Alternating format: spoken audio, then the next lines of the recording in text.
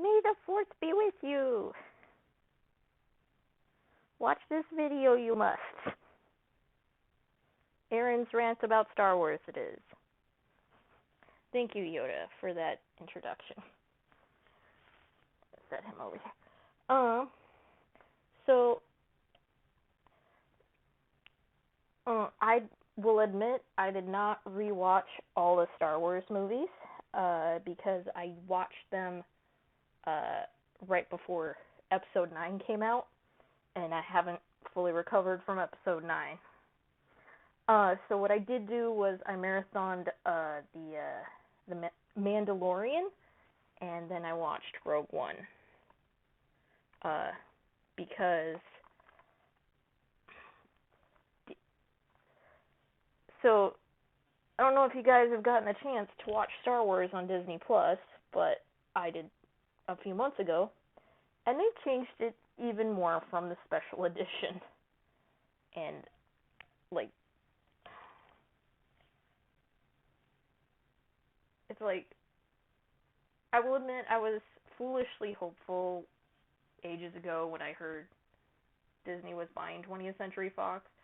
I had hoped they would return it to the theatrical version, and or at least release that in some easily accessible way. But no, they just like doubled down on changes that didn't need to be made.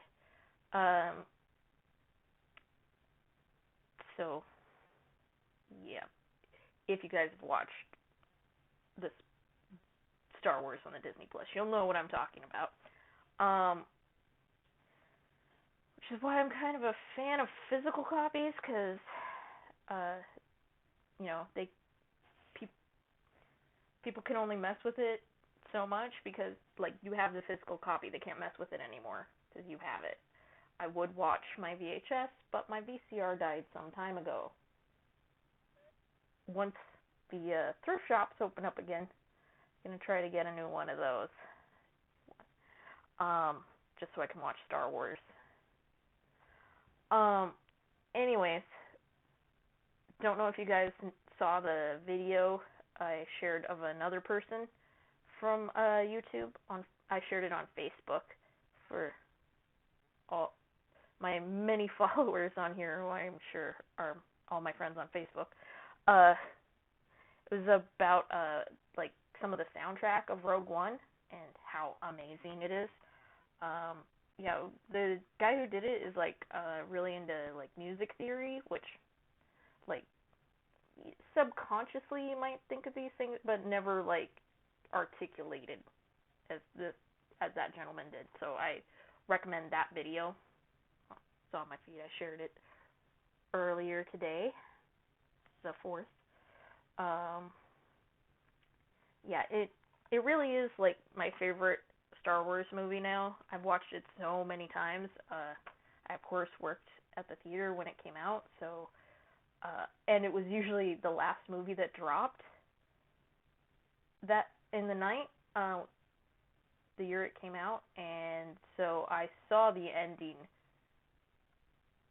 dozens of times over the course of a couple months, and never got tired of it, because like, also this was the movie that came out right around the time that Carrie Fisher died, so it was also like my heart kind of thing. So yeah, I will admit the CG for Grand Moff Tarkin's face isn't the best, but I mean,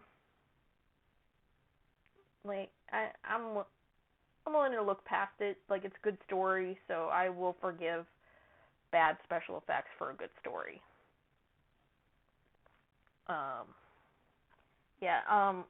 Also wanted to say Jyn Erso and Cassian Andor, like, their relationship just seems so, like, it's so natural and deep, more so than Rey and Kylo. Theirs seemed very superficial and forced, whereas this just seemed so natural. Amazing cast, like everybody in it is great. Alan Tudyk is the voice of, I might be mispronouncing his name. He's the voice of K2SO there, and he's great.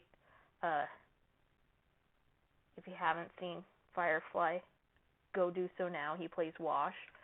Um, he's also Watt in Knight's Tale. I'm sure you guys have seen that. And this guy, he's like the bad guy in everything. I swear to God. I'll watch him in interviews, and he always seems cool, but as a person, but I guess he just has resting villain face or something. Yeah, and we also watched Mandalorian, which, if you haven't watched, go do so now. I don't understand how Disney got Mandalorian and Rogue One so right, and the sequel trilogy so wrong. Maybe there was different people in charge of those projects. Clearly, they hired the right people for these two that I'm talking about, and not so much the trilogy, in my opinion. But yeah, the Taika Waititi is the voice of IG-11 on The Mandalorian. You'll know him as Korg from Thor Ragnarok, which you should have watched because we went over all the Marvel movies.